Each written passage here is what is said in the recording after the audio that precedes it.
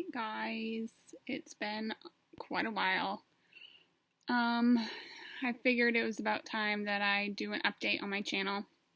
I know I don't have that many followers or viewers, but I figured it's been some time and it's my duty to make sure that if I'm trying to get people to watch my channel that I'm putting out content, and there's a reason why I haven't had any content. If you watched my last couple of vlogs that I did, I talked about anxiety and how I was really battling with that, and I was unable to leave my house, and so I wanted to talk about why I haven't been on here and basically update everybody on what's been going on.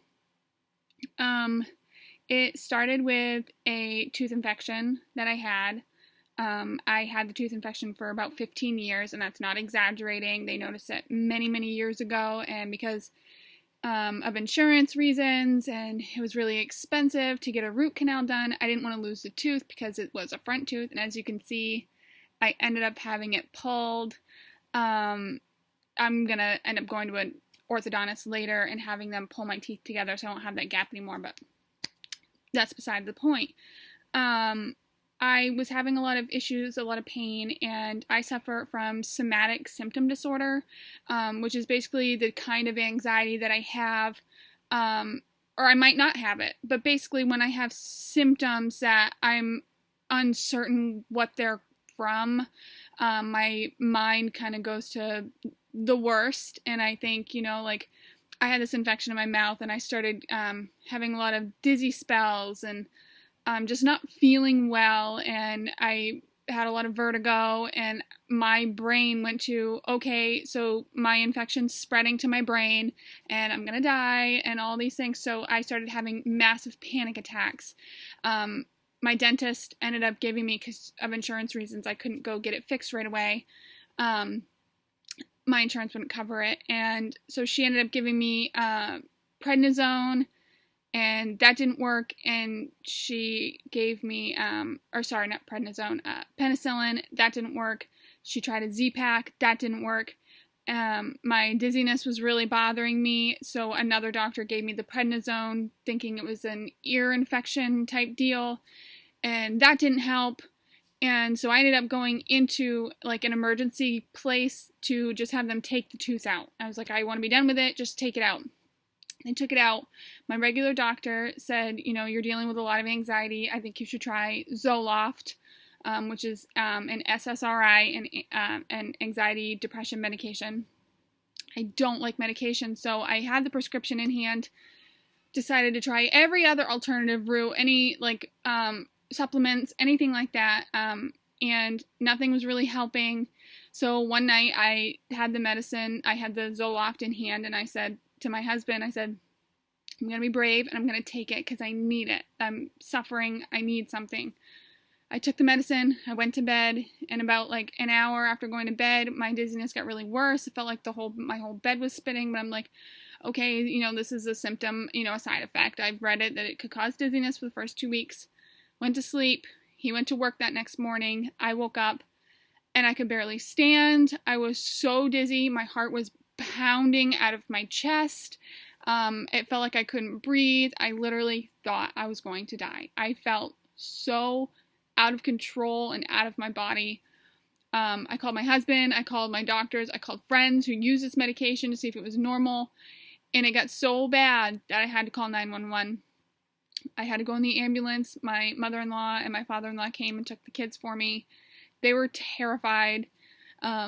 Long story short, I went in, they started checking me, my mom, my husband, my mother-in-law, they were all in the hospital with me, and the doctors thought that they saw a prolonged QT, and a prolonged QT is basically where the electrical system is taking too long to recharge your heart, and a lot of people go into cardiac arrest with that, so when they saw that, they automatically admitted me to the hospital. They gave me propanolol, which is like a beta blocker to try to stop this from happening. They said that I had severe anxiety, and that's kind of all it was, and that it was low potassium was why my heart was pounding like that, and probably the reason why they were seeing the prolonged QT. So they sent me home after 2 days. I was home and I literally just cried for days. Even my husband, he was so stressed out because, he was stressed seeing me come out of an ambulance. I'm his wife, and he doesn't know what's wrong and what's going on, and I've never been sick. Like, no more than a cold or maybe like a stomach bug, but I'm never sick. I'm always healthy. Sorry. So it was really, really hard. Where I went from, it was really hard where I went from really healthy to all of a sudden not healthy. There's something going on. Mind you, I'm still dizzy, and I kept telling my doctors I was having this chest pain. When I got out of the hospital, they sent me to a cardiologist, and while I was on this propanolol, when I was sitting, it would feel like I was leaning all the time. I couldn't move. This medication was terrible. And my cardiologist, he's like, do you like this medication? And I said, no.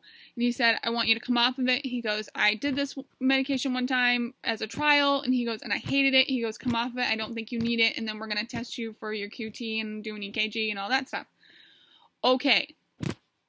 In the hospital, they did an MRI to check like my brain, and they didn't see anything. And so, it went on for a couple months, and I started, complaining about the chest pain. And, there was one night where my chest was hurting so bad, and I kept saying, there's something wrong. There's something going on, and I don't know what this is.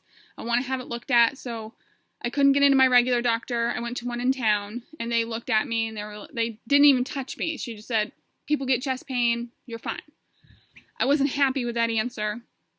So I went to a walk-in clinic that's nearby, and they kind of rolled their eyes at me too. And I said, I'm having this pain in my chest. I've complained about it 1,000,000 times. Could you please just look at it and all this stuff? And I told her about my history with the prolonged QT and stuff like that. And she gave me a full checkup, said, didn't really see anything, but when she was listening to my heart, she would hear my heart go, go pump, pump, pump, pump, pump, pump, pump, pump, pump, pump, pump, pump, pump, pump. It just kept going up and down, up and down. And she was like, okay. She's like, so let's do an EKG before you go. And I said, okay. So I'm sitting there, and I'm feeling fine. And she did an EKG, and she said, I sent this over to Eastern Maine, which is our hospital. And she said, I sent this over to our hospital, your hospital, and they saw some abnormalities from the last EKG that you had. They want you over there now. Do you want me to get an ambulance to send you over, or do you want your husband to take you? It's up to you. I can't force you to do an ambulance. And right then and there, I'm like, why is this so important that I possibly need an ambulance, and what is going on? And then I started getting really anxious and really nervous. So I said, my husband can take me. And it was from like there on out, I was crying, and I'm so scared. Like, this has never happened to me. I've never in my life gone to the emergency room, and now I'm headed there it was actually my third time. I went one other time, for the same thing. And, I got there, and they immediately brought me in and did an EKG, and they said, yep, you have prolonged QT. We need to see you in the back. So I'm looking at my husband, and I'm panicked, and I'm crying because I'm thinking, what if I die? What's going on? And they brought me in back, and I was panicked so much that they had to give me medication to calm me down. And they gave me something else. I don't remember what it was. And they watched my heart rate, and they admitted me again. And they said, since this is your second time here, we're going to keep you, and we need to figure out what's going on. And they brought me upstairs, and they started running tests, and I kept telling them, like, my chest hurts, and I'm scared, and I don't know what's going on. And the women there were really nice. So they did blood work, and they, like, on my third day there, second or third, they still didn't know what was going on, and there was a male nurse who we had become friends with while we were in there, and he was sitting on the bed because I was sitting on a bench that was in the room, and my phone went off, so I stood up and went over to pick up my phone, and I'm hooked up to like heart monitor, so I'm in there. And when I stood up, my heart rate went from 77 to 148 beats per minute, just standing up and walking about 5 feet to get my phone. And he goes, "Holy shit, did you see that? Did you feel that?" And I said, "No." And he said, "Your heart rate just shot right up when you stood up." And he goes, "I'm going to let somebody know." So I'm like, okay. I didn't know what to think. I'm like, I didn't feel anything, but I could see it on the monitor. So they ended up coming into the room, and they said, from your heart rate going up, we want to check some things, but we think that you might have something called POTS, which stands for postural orthostatic tachycardia syndrome. And basically, someone who has POTS, it's when their heart rate goes up 30 plus beats per minute from sitting to standing. And it's not like a disease, it's more like symptoms. And people can get it. They don't know, as of right now, they don't know how I got it, but you can get it from pregnancy, you can get it from just a surgery, you can get it from being anemic, having irritable bowel syndrome, which I have, and I've had it my whole life, so I could have gotten it from that. They really don't know how I got it or how anyone really gets it, unless you've had like a surgery or something, then they can pinpoint, yeah, that's probably why. A lot of people who have other kind of disorders this is attributed to that. It's basically a bunch of symptoms, and for me, my symptoms are the increased heart rate. It's basically a miscommunication in your autonomic nervous system. It's basically dysfunctioning, and your autonomic nervous system tells your body when, it controls your heart rate and your lung function and your bowel function and all that stuff. So I could have had POTS this whole time, and that's why I have IBS. Or I could have had IBS first, and then it caused POTS. It's really like which came first, the chicken or the egg. They really don't know. So I had to do all these tests. I had to do a tilt table test, and that was the one test that I was really scared about because they lay you down flat. And it sounds mild. They lay you down flat, and then they tip you up 80 degrees, and you're strapped in from your chest, your midsection, and your legs, and you're strapped to this table with a little like plank underneath you can stand on, but they're basically waiting to see if you pass out. You're there for, it's like 30 minutes, you're standing there strapped to this table, and you'd think just standing up you wouldn't feel bad, but you do. It was really difficult, and by the time we were hitting that 30-minute mark, I'm like, okay, you need to put me down now. I don't like this. I didn't pass out, but the worst part is you're not allowed to eat or drink like hours beforehand, and at this point, because my appointment was my scheduled testing wasn't until like 1:30 in the afternoon, I hadn't eaten anything since dinner time the night before. So I kept telling him, like, if I pass out, it's just because I'm probably dehydrated and really hungry and haven't eaten anything all day. But I didn't, and they said, "Oh, you failed because you didn't pass out." And I'm like, does that mean I don't have POTS? Does that mean I have it? I go, I'm so confused. And they really didn't give me any information. They put me on a medication called ivabradine, which controls my heart rate. It basically keeps it lower. And I kept asking them, well, what about the prolonged QT? That's the dangerous part. That's the part I'm worried about. And they kept saying, it's nothing we're going to worry about. It's nothing serious. You're fine and all this stuff. They wouldn't tell me why. Why is it nothing to worry about? How is this not something to be concerned with? And they didn't give me any answers. So I left. I was in the hospital for 5 days. And I left, and I ended up setting up all kinds of appointments. I ended up seeing an ENT, and I found out that my left ear is not functioning at all. I mean, I can hear, but it's completely blocked, and it's under the normal range. So my right ear is it's barely in the normal range. So my ears are messed up, and we're trying to figure out why. They think that maybe when I had that tooth infection, because when they pulled the tooth, all my sinuses drained, but my ears stayed the same. So I think I have fluid in my ear somewhere, and it's going to take something major to get it out. I don't know what's going on, but makes me so dizzy. Like today, I'm excessively dizzy and I hate it. It just sucks so much. And I've noticed that I have these increased adrenaline surges where it's like, you know, when you're sitting in a chair and someone like, you're like tipping in it and someone comes up behind you and pulls a chair and you go, and it scares you, that feeling you get in your chest. I get those randomly all the time, all day, and for no reason. I could just be sitting watching TV, or I could be eating dinner, or, you know, just standing there not doing anything, and it just happens. And I think it's because of my ears. I think because my balance is off, my brain is sending signals that I'm tipping or falling, so I'm constantly going I'm like, my body's doing it all day long, and until that's fixed, it's not going to stop, and it's driving me. I can't drive. I can't get in my car and drive, because you can't drive when you're dizzy and feeling like you're going to fall over and pass out. You just can't. And until these people, these doctors, get me in to fix these problems, I'm stuck at home waiting for my husband to come home so he can take me places. Like, he's missing work in order to take me to these appointments because I can't drive. And I think some people don't understand that. You know, like places where I have appointments, I tell them like, well, I can't come because my husband has to work and he, you know, didn't work yesterday, and you know, we need money. We need money to pay for these appointments. And it's just insane. Luckily, his boss has been really nice. I'm sure he's getting frustrated. And trust me, I'm just as fucking frustrated. I don't want to go to these appointments. I don't want to do this anymore. I want to just live my life, and I can't. And then I also just saw a doctor the other day because I've been having, you know, the chest pain, abdominal pain.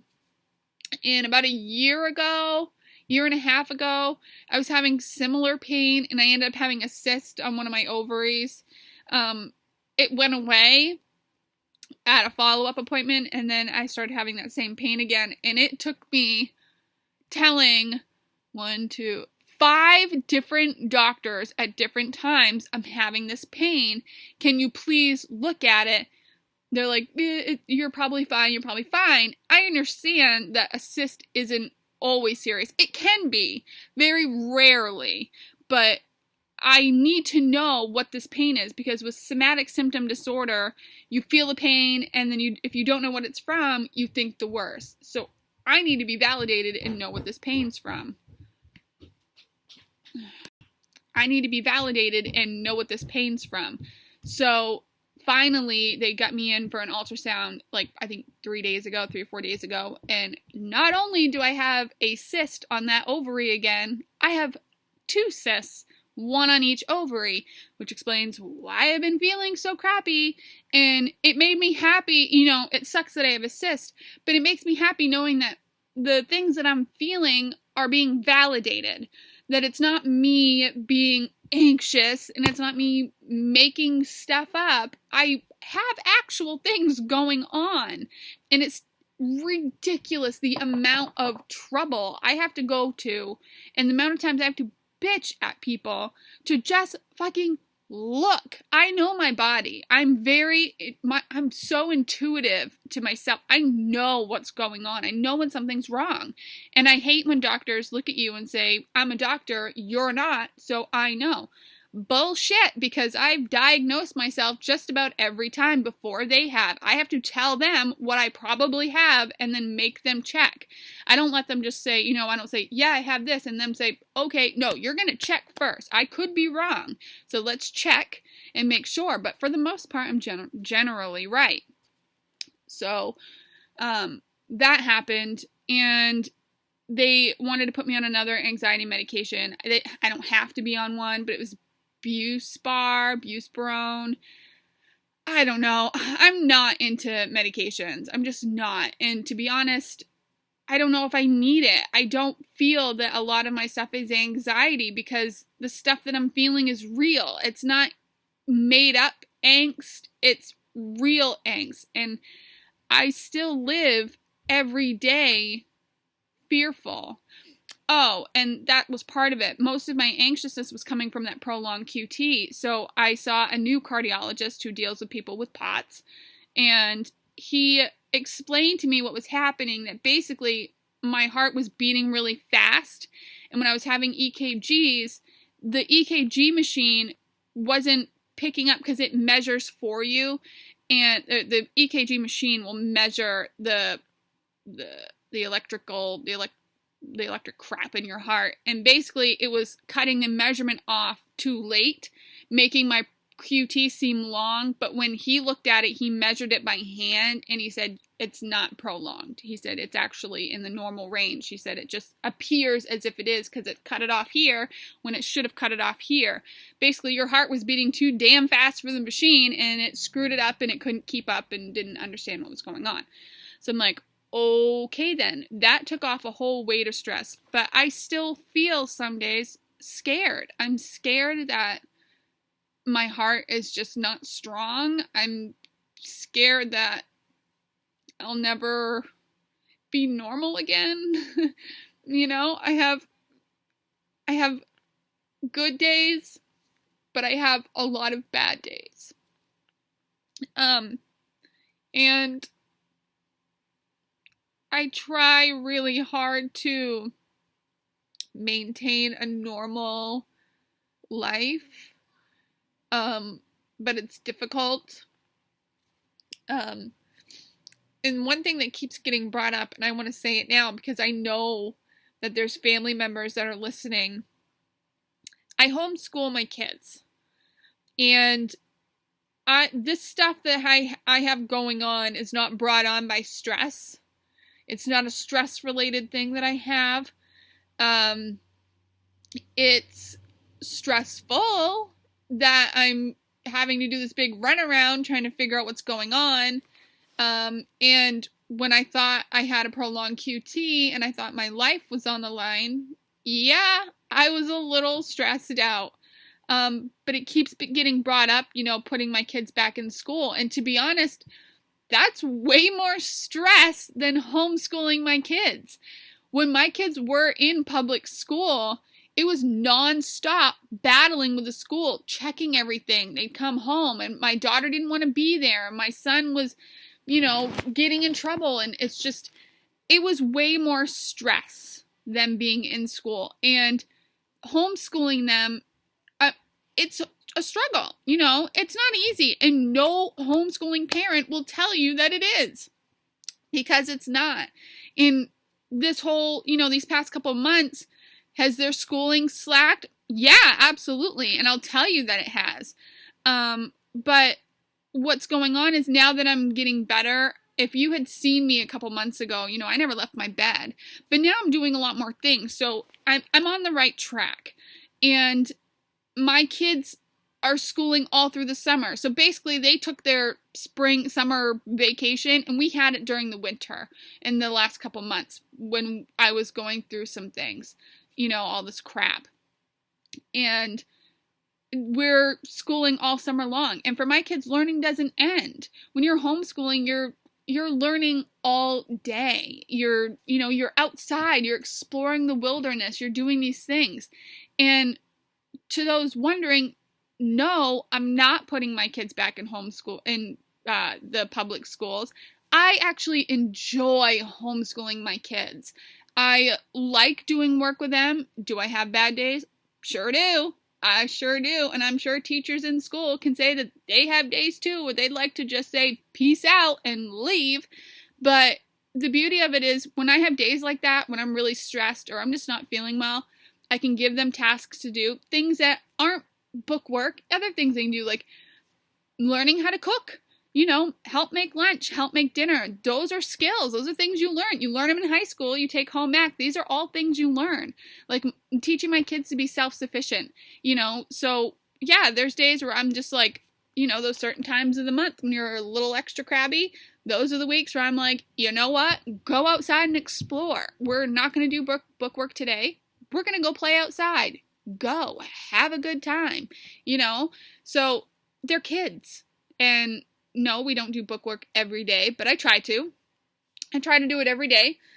But they're great kids. And people can stop asking. No, I'm not putting my kids back in public school. I don't care what schools are good and what's not. I like homeschooling my kids. I enjoy it. It's fun for me. It is not stressful for me for the most part. It's fun, and I'm enjoying spending the time with them that I have. They'll go back to public school someday, if they so choose. That's up to them. If they don't want to, then I'm not going to make them.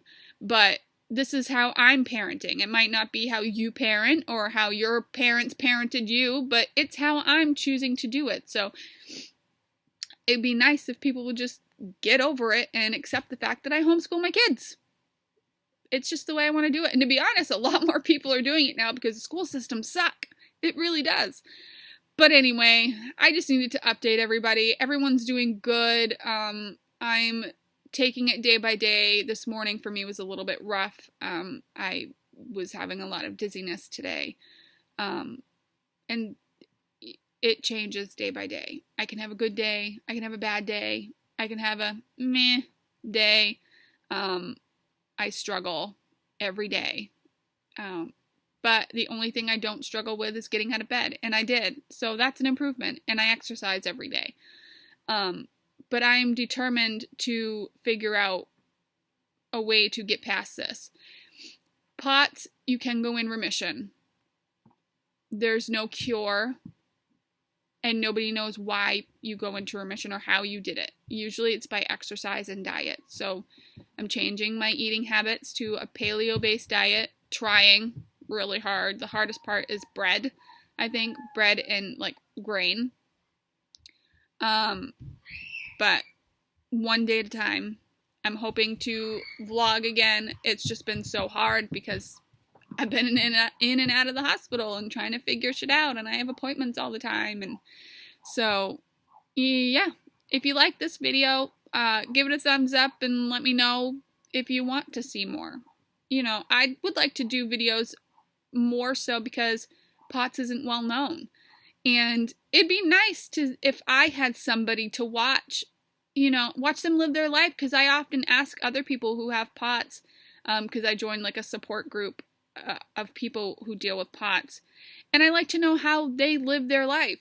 Some people go out and have jobs, and I'm not capable of doing that, so it just makes me wish that I could see their lives and see how they do that. So I'm thinking I'd really like to share more about my experience and make videos showing, my good days and my bad days, document how I'm feeling, and maybe someday put it all together and make a POTS video. Maybe I'll overcome it and figure out a way to get other people to overcome this problem.